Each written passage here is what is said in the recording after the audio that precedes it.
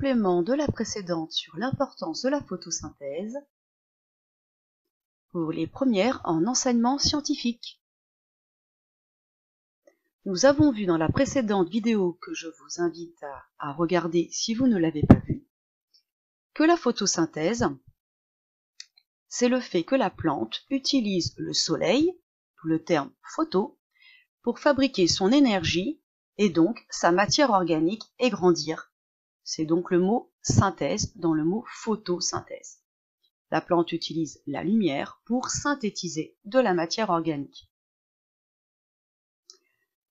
Nous avons également vu dans cette précédente vidéo de quoi un végétal avait besoin pour faire sa photosynthèse et grandir. La plante a besoin de lumière, elle a besoin de CO2 qu'elle va prendre dans l'air ambiant, elle a besoin de minéraux qu'elle va puiser dans le sol, et elle a besoin d'eau qu'elle puisera également dans le sol. La photosynthèse est une réaction chimique que l'on peut résumer par cette formule. Ici, vous avez le CO2 qui, combiné à l'eau, permet de donner de composés organiques, comme par exemple un sucre, le glucose, et cela libère un gaz, le dioxygène, qui est donc libéré vers l'extérieur. Cette réaction chimique ne peut se faire que si la plante est exposée à la lumière qui lui apporte l'énergie nécessaire pour faire cette réaction chimique. Donc en résumé, la photosynthèse, c'est de la lumière, du CO2, de l'eau et des minéraux. Et cela permet de fabriquer de la matière organique avec du dioxygène. Si on résume tout ce que nous avons vu dans la précédente vidéo, nous avons ici une plante qui possède des parties extérieures vertes, qui contient un organique qu'on appelle le chloroplaste, qui est vert car il a un pigment qui s'appelle la chlorophylle. Ce chloroplaste réalise la photosynthèse, c'est-à-dire qu'il capte le soleil pour fabriquer, grâce au CO2 et à l'eau, de la matière organique. Cette réaction chimique libère un gaz, le dioxygène. Les stomates des feuilles font rentrer le CO2 et font sortir le dioxygène.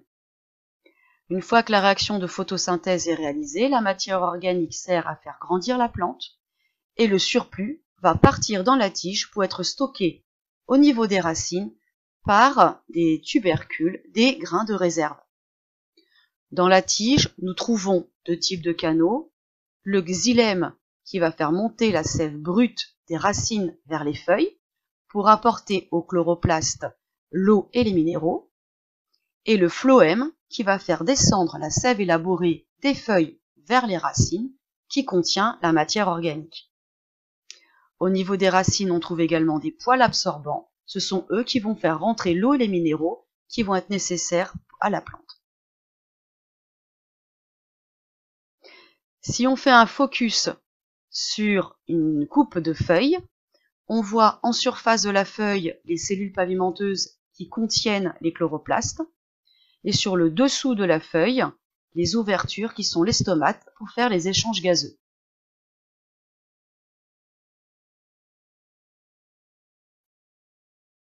Les stomates font rentrer le CO2 et font sortir le dioxygène.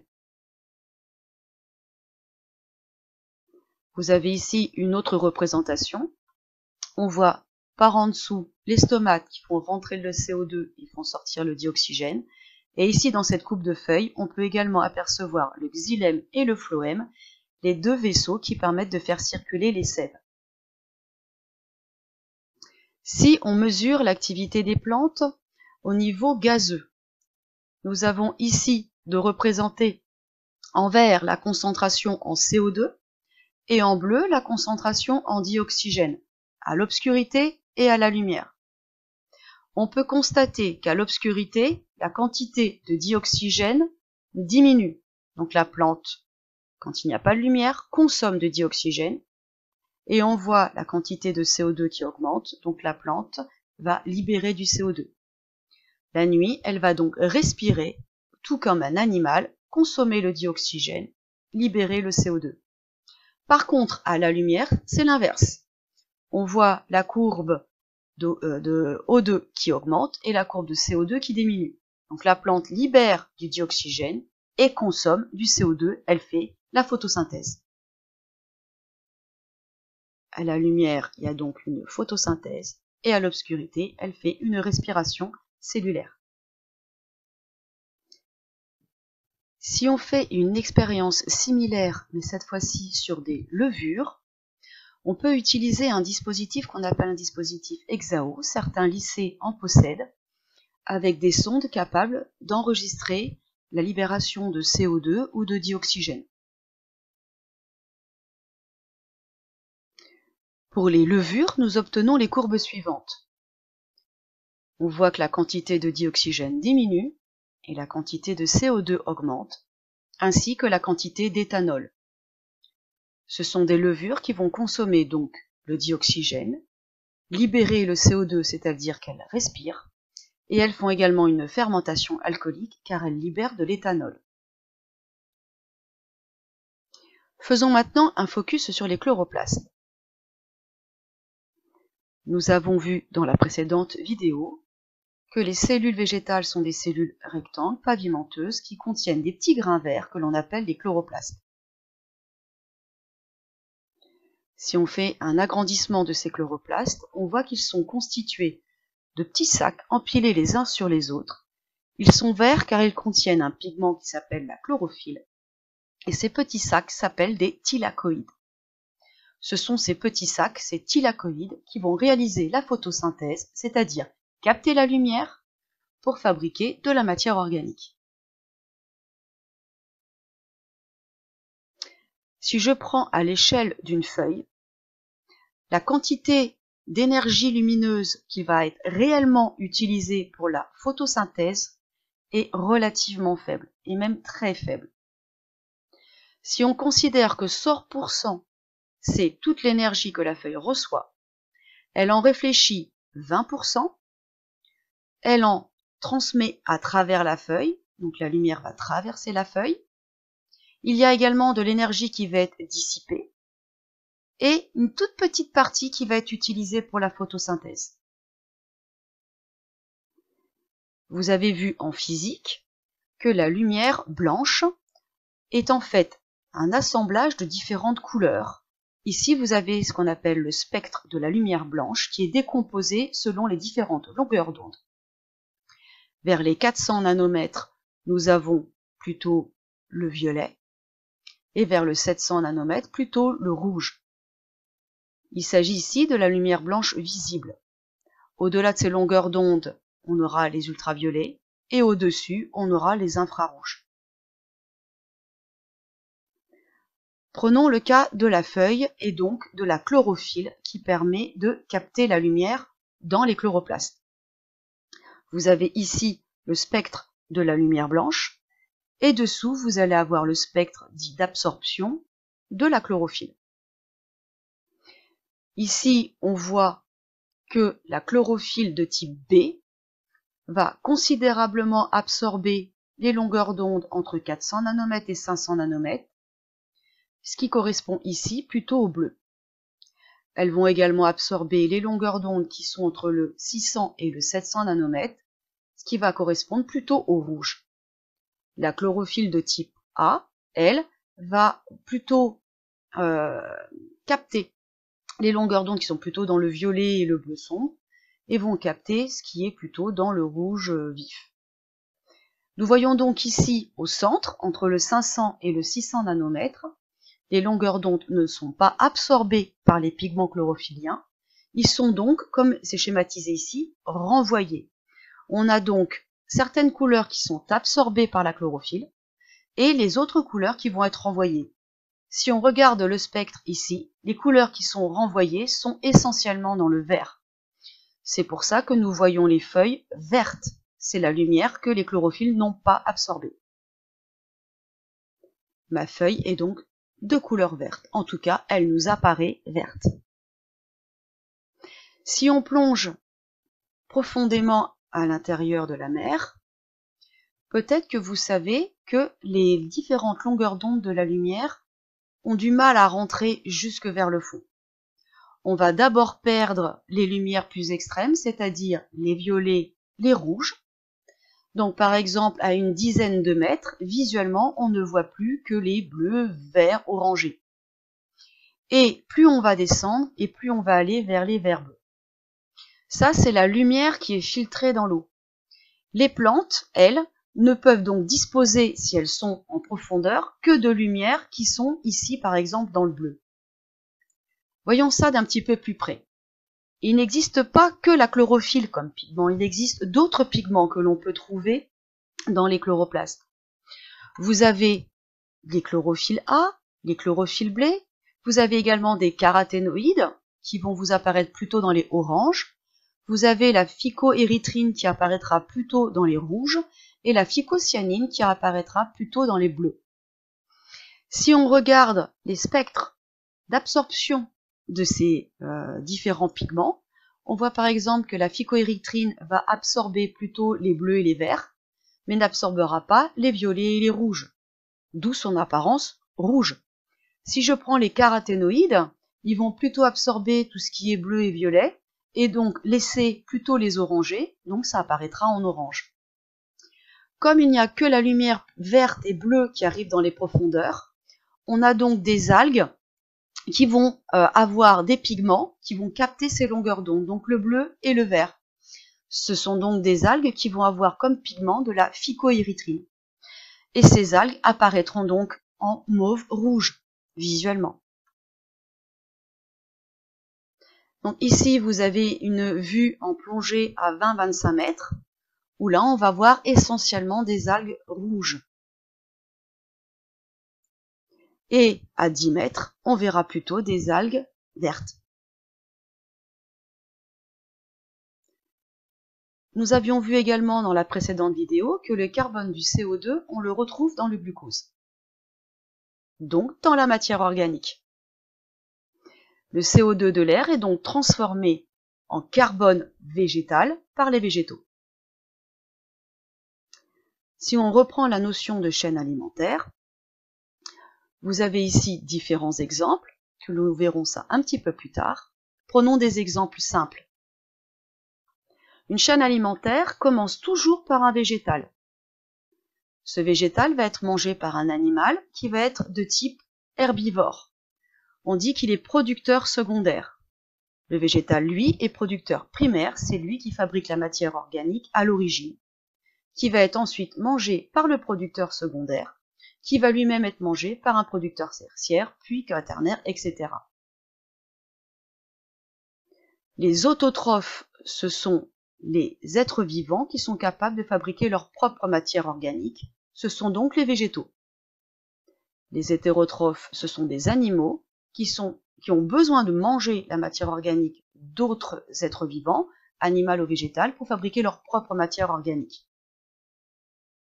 Si je reprends mon exemple ici, le CO2 de l'air va être capté par le végétal, ici l'arbre, qui va donc fabriquer sa matière organique à partir du carbone.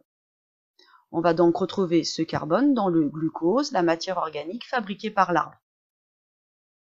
On va imaginer que le petit écureuil ici mange le gland du chêne. Il va donc manger le carbone des sucres du chêne. On va donc retrouver ce carbone dans la matière de l'écureuil. Ce carbone, on le retrouve également dans la larve qui mange le chêne, mais également dans le piquet-pêche qui va manger la larve. Le renard va pouvoir manger le piquet-pêche, ou l'écureuil, on va retrouver le carbone dans le renard. Ce renard, ce piquet-pêche, cet écureuil vont mourir, vont être décomposés par la microfaune que l'on trouve dans le sol qui est là pour décomposer, avec des bactéries, des champignons et toutes sortes de petits insectes ou de lombriques.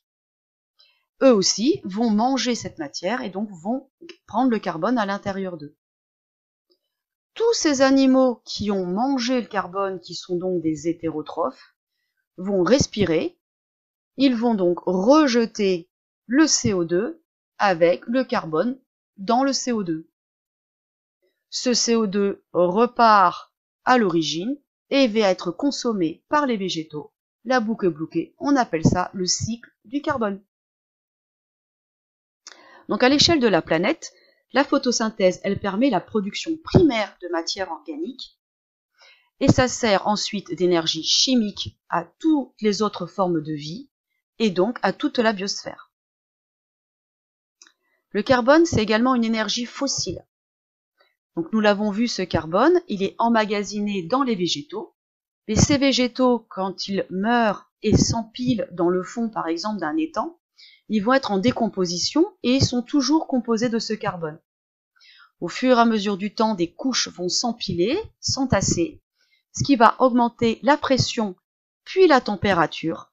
Nous allons d'abord avoir une tourbe, donc un entassement de ces matières végétales constituées de carbone. Puis avec l'augmentation de pression et de chaleur, on va obtenir une roche que l'on appelle le charbon, que l'on peut utiliser comme combustible fossile.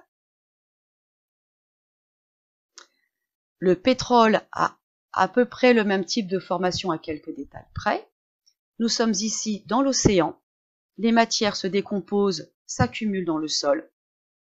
La vase recouvre toutes ces plantes et animaux morts, puis des sédiments s'empilent et ces couches se retrouvent profondément à l'intérieur du sol. Elles vont rencontrer une couche imperméable sur le dessous et une couche imperméable sur le dessus, vont pouvoir, en fonction de la profondeur, se liquéfier sous forme d'huile, se gazéifier sous forme de gaz, et pour pouvoir pomper ce gaz et ce pétrole, il faut absolument qu'il y ait un piège, donc une roche imperméable sur le dessus. Puis on pourra y instaurer un puits qui permettra de puiser le pétrole sous forme d'huile ou le gaz, ou voire les deux, à l'intérieur de cette roche imperméable.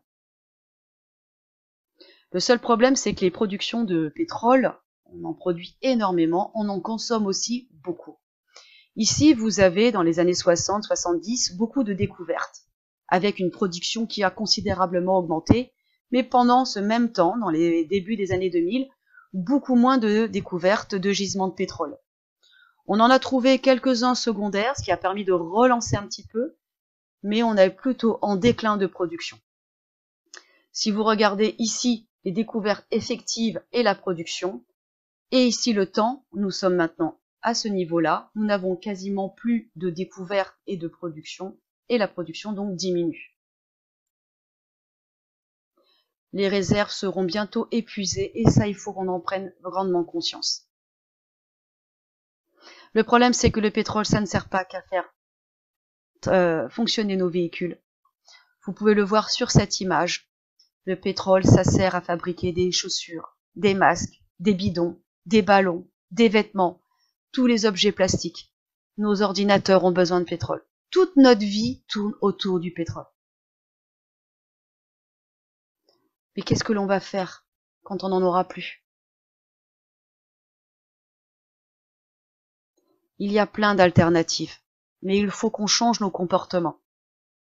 Nous pouvons fabriquer de l'énergie avec d'autres sources qu'on appelle les sources renouvelables. Notre électricité peut venir des panneaux photovoltaïques, donc du soleil, du vent, donc de l'éolien, ou de nos arbres. Pour le plastique, on peut utiliser des algues pour fabriquer des bioplastiques, recycler le plastique, utiliser le bois, le papier. Pour nous habiller, on peut utiliser les végétaux également. Nous avons le coton, bien connu pour certains de nos t-shirts, mais on a également, et de plus en plus, des vêtements en lin, une autre fibre végétale. En bref, nous avons absolument besoin de tous nos végétaux. Ils nous apportent du dioxygène. Ils captent le CO2 qu'ils retirent de notre atmosphère. Ils limitent le réchauffement climatique. Et ils sont notre avenir pour pouvoir lutter contre la consommation et l'épuisement de nos réserves de pétrole. Je vous dis à bientôt pour une prochaine vidéo. À très vite!